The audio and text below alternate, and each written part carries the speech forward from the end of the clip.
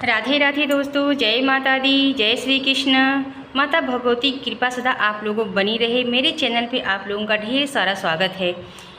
भगवान श्री कृष्ण के जन्मोत्सव के उपलक्ष्य में भक्त व्रत रखते हैं और पूजा अर्चना करते हैं। इसी के साथ रात को 12 बजे भगवान श्री कृष्ण का जन्म कराने के बाद व्रत खोला जाता है। कान्हा को कई तरह के भोग भी लगाए जाते हैं।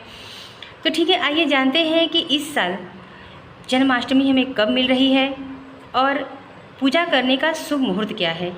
ठीक है, 2025 में जन्माष्टमी का त्यौहार हर साल कान्हा के जन्मदिवस के उपलक्ष्य में मनाया जाता है। हर साल भाद्रपद मास की कृष्ण पक्ष की अष्टमी तिथि को मनाते हैं। ऐसा कहा जाता है कि भाद्रपद महीने के कृष्ण पक्ष की अष्टमी तिथि के रोहिणी नक्षत्र में रात 12 बजे भगवान श्री कृष्ण का जन्म हुआ था। इसलिए हर साल इस तिथि के हिसाब से ही जन्माष्टमी का त्यौहार मनाया जाता है। बता दें कि इस साल यह पर्व 16 अगस्त को मनाया जाएगा। भगवान श्री कृष्ण के जन्मोत्सव के उपलक्ष्य में भक्त व्रत रखते हैं, पूजा अर्चना करते हैं। इसी के साथ रात को 12 बजे भगवान कृष्ण का जन्म कराने के बाद व्रत खोलते हैं।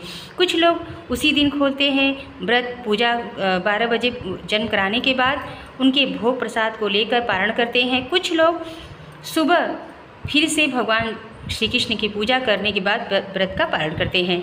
ठीक है, कृष्ण जन्माष्टमी की तिथि इस साल 15 अगस्त को 11:49 पर शुरू होगी और तिथि का समापन 16 अगस्त को रात 9:34 पर समाप्त होगा।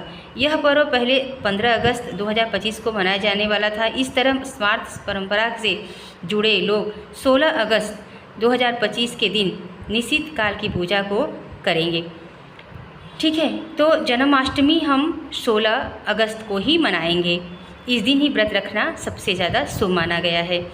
16 अगस्त की रात को कान्हा के जन्म का उत्सव मनाते हुए 17 अगस्त को हम पूजा करके पारण करेंगे।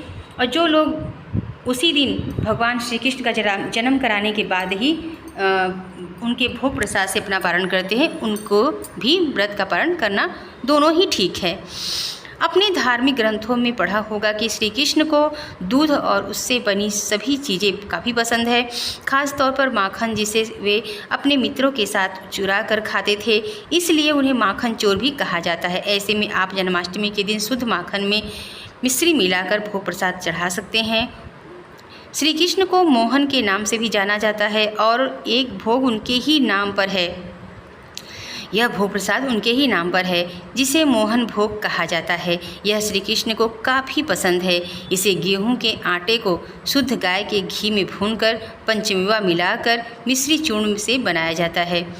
जन्माष्टमी के दिन आप भगवान श्री कृष्ण को श्रीखंड का भोग लगा सकते हैं, जो कि शुभ माना जाता है। चूँकि श्रीखंड दही से बनता है, ऐसे में नंदलाल को यह भी काफ़ी पसंद आता है। अब आपने पंजीरी के बारे में पढ़ा ही होगा, जिसे धनिये से बनाया जाता है। ऐसा माना जाता है कि जन्माष्टमी पर पंजीरी का भोग लगाने से श्री कृष्ण प्रसन्न होते हैं और अपने भक्तों पर कृपा बनाए रखते हैं। शास्त्रों में ऐसा उल्लेख माना जाता है कि श्री कृष्ण को राधा रानी के हाथ से बनाए हुए मालपुए काफ़ी पसंद आते हैं और वे खूब चाव से खाते हैं। ऐसे में आप भी जन्माष्टमी पर मालपुए का भोग अवश्य लगाएं। ठीक है, तो इस तरह से आप श्री कृष्ण की पूजा करें और इस घड़ी में पूजा करने से, शुभ मुहूर्त में पूजा करने का शुभ फल प्राप्त होता है।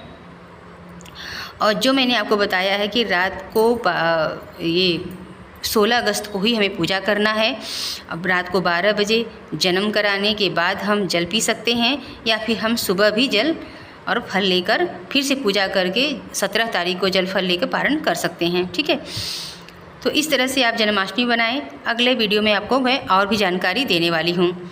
तो यह वीडियो यहीं तक है। आपको वीडियो कैसा लगा? और ज़रा भी अच्छा लगा तो लाइक करिएगा, सब्सक्राइब करिएगा और हमें शेयर भी करिएगा। जय माता दी, जय श्री कृष्ण।